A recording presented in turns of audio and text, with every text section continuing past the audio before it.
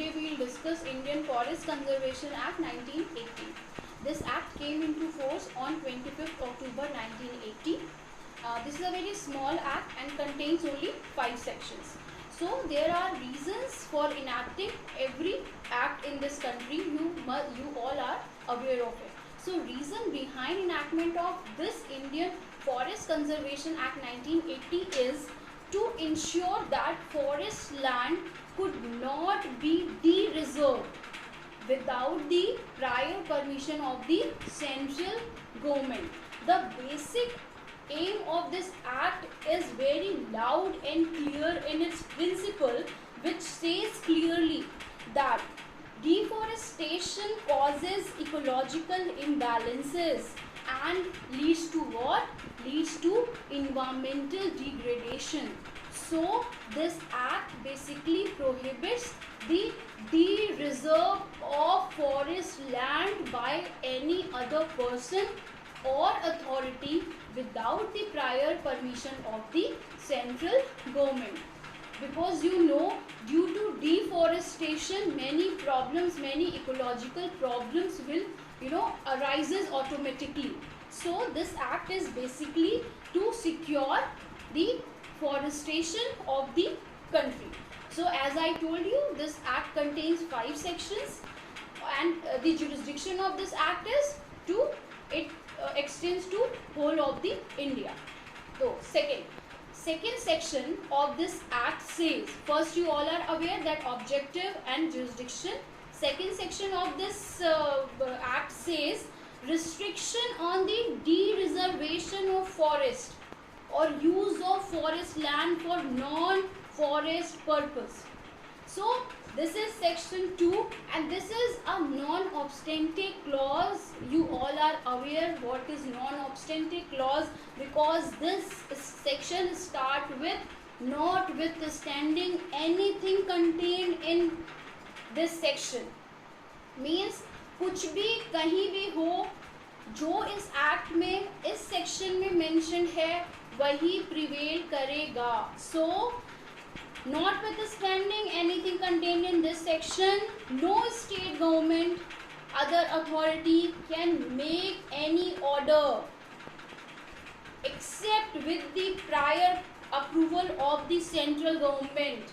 अब कौन से ऑर्डर बना सकती है स्टेट गवर्नमेंट या other authority regarding forest land, regarding de-reserve the forest land. They cannot make any order regarding de-reserve of forest land for any other purpose except with the permission of the central government.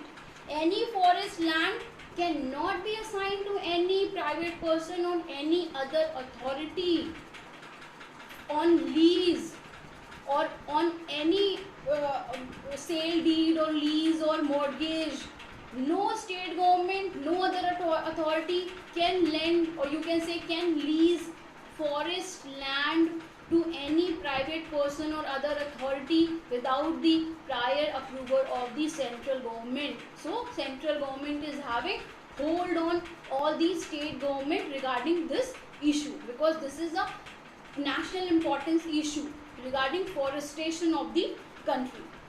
Now when I said that non-forest purposes means the state cannot use forest land for non-forest purposes, that clearly means, what does it mean? It means breaking or clearing of any forest land or any portion of it for किस चीज़ के लिए?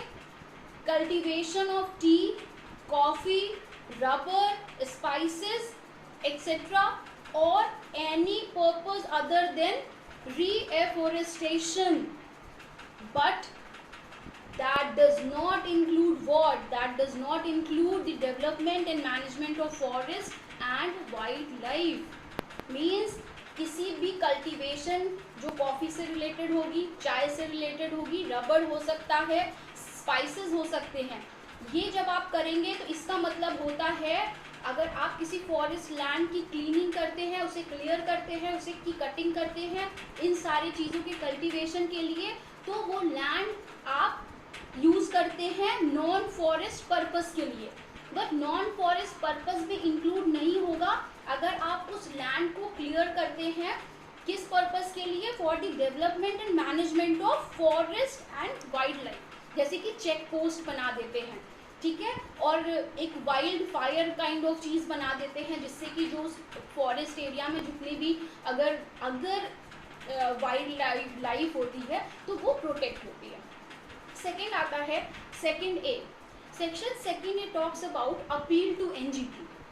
Now you all are aware NGT, National Green Tribunal, which came into force under section 3 of National Green Tribunal Act 2010. So anyone who is aggrieved by the order, कौन सा order? Order under section 2. What section 2 says? Section 2 says that state government or any other authority cannot make order for de-reserve of any forest area.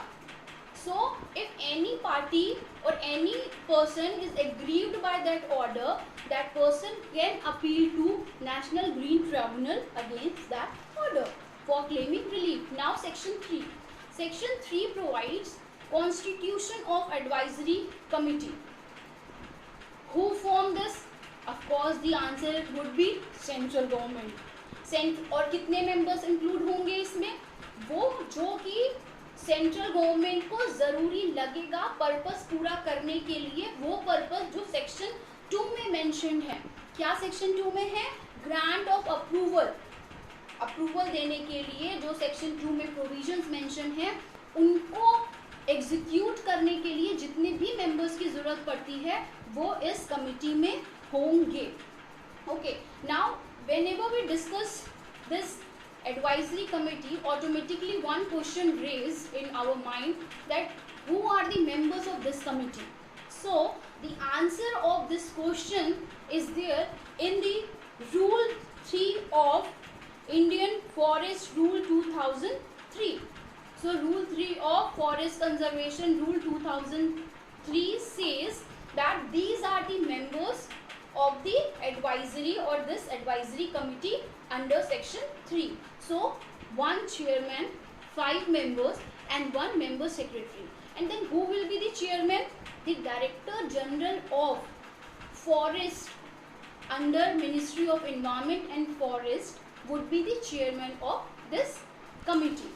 So chairman would be Director General of Forest, Department of Forest under the Ministry of Environment and Forest. Now additional Director General of Forest of Ministry of Environment and Forest would be the forest member of that advisory committee, and that forest member would be acting as a chairman when Director General of Forest Department is absent. So he is the forest member. Now next member is additional commissioner. Additional commissioner soil conservation जो होगा mining ministry of agriculture का, he would be the other member. So now 2 members are there, 1 chairperson. Then 3 eminent experts. अब experts हैं तो of course किस area के expert होंगे? Forestry के होंगे, और वो सारी टेक्निकल डिसिप्लिन्स जो रिलेटेड विद फॉरेस्ट होगा, जैसे कि इन्वायरमेंट साइंस से रिलेटेड जिनके पास नॉलेज है वो 3 एक्सपर्ट मेंबर्स होंगे, लेकिन वो नॉन ऑफिशियल मेंबर होंगे, वो ऑफिशियल मेंबर नहीं होंगे। मींस मीटिंग में जब जब ऐसी कोई सिचुएशन आएगी कि ऐसे मेंबर्स की हमें ज़रूरत है तो उन्हें कॉल किया जाएगा, हर मीटिंग में उनकी अवेलेबिलिटी होना ज़रूरी नहीं है। नेक्स्ट आ जाता है आपका इंस्पेक्टर जनरल ऑफ फॉरेस्ट, वो होता है मेंबर सेक्रेटरी, ठीक है। तो this is the advisory committee composition, जो कि आपका रूल 3 में मेंशन है कि कौन से रूल में? इंडियन फॉरेस्ट कंजर्वेशन रूल 2003 के अंडर। अब आता है section 3A। Section 3A provides for penalty. Penalty किस चीज़ की अब होगी?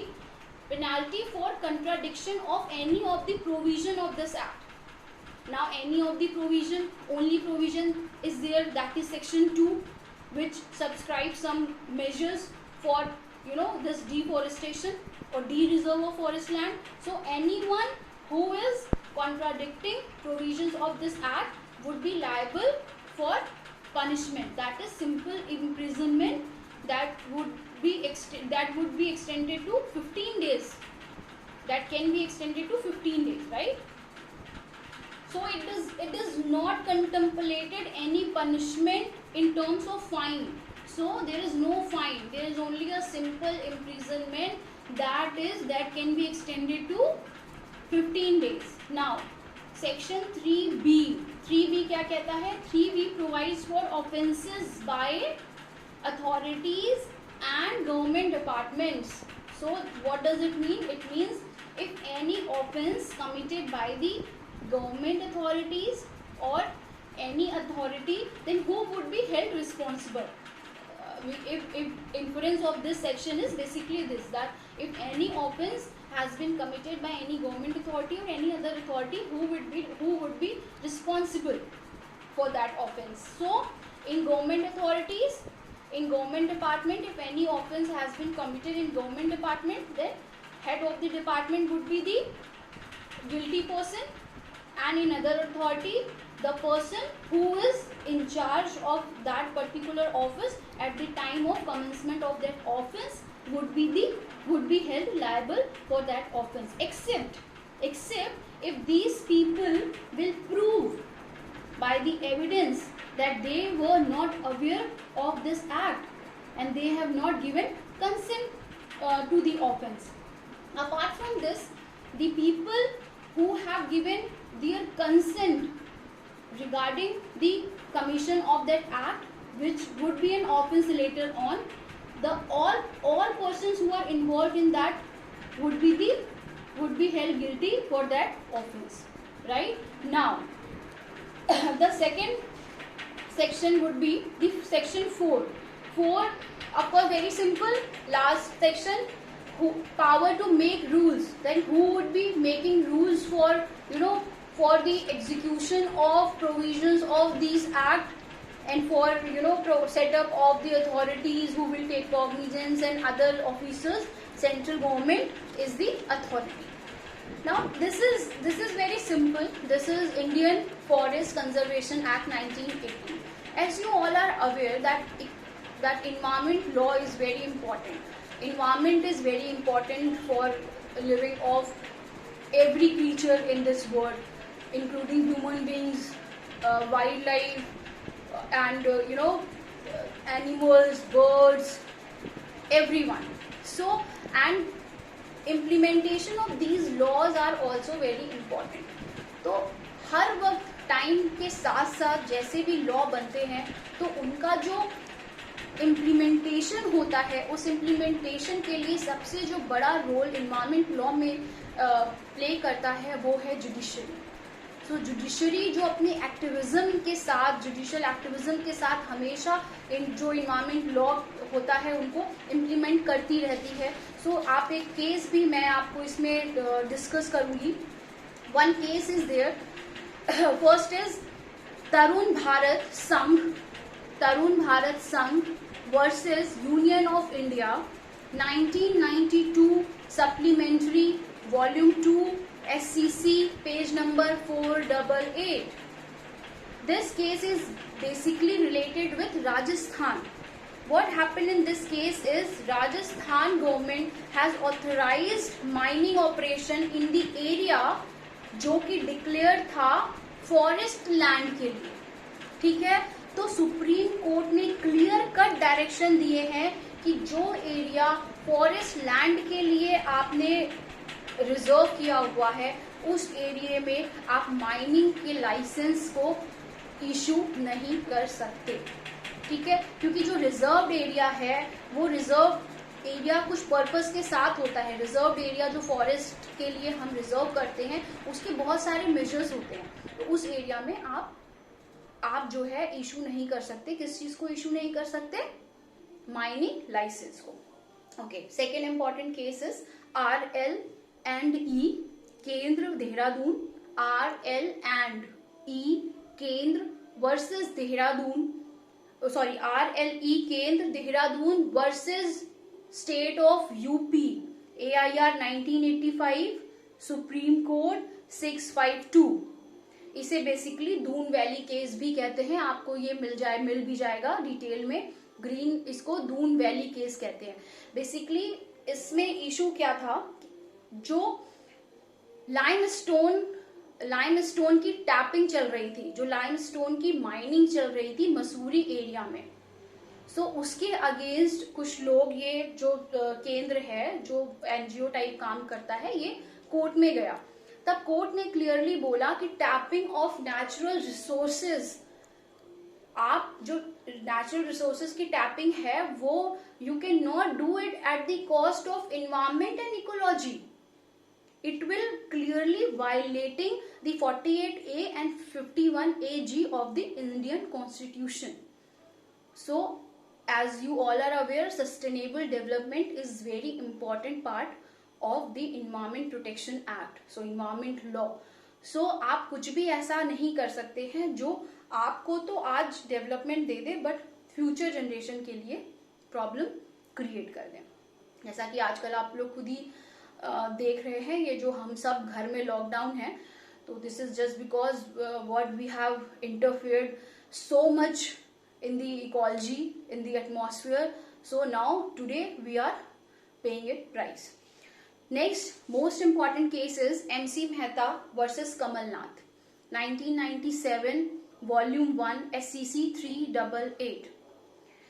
It was brought to the notice of the Supreme Court that जो व्यास नदी है उसका बहुत सारा जो एरिया है वो मोटेल मैनेजमेंट कमिटी को गवर्नमेंट ने दे दिया।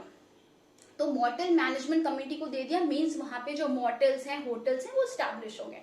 And there are clear rule, आपने भी पढ़ा है कि कुछ एरिया तक जो सी बेड होता है या आपका रिवर बेड होता है, रिवर बेड से कुछ एरिया तक का आप कंस्ट्रक्शन नहीं कर सकते।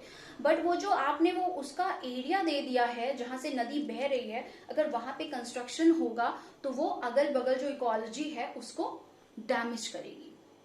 तो सुप्रीम कोर्ट ने तुरंत उस ऑर्डर को क्वैश कर दिया और उस जो आपका मोटेल मैनेजमेंट कमिटी थी उस पे polluter pays and precautionary policy का जो है रूल अप्लाई किया और उनसे पूरा का पूरा जो कॉम्पनसेशन लिया, किसके लिए, जो एरिया जितना भी डैमेज हुआ था उसके रिन्यू के लिए।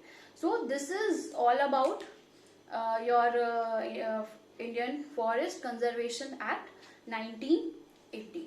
Thank you.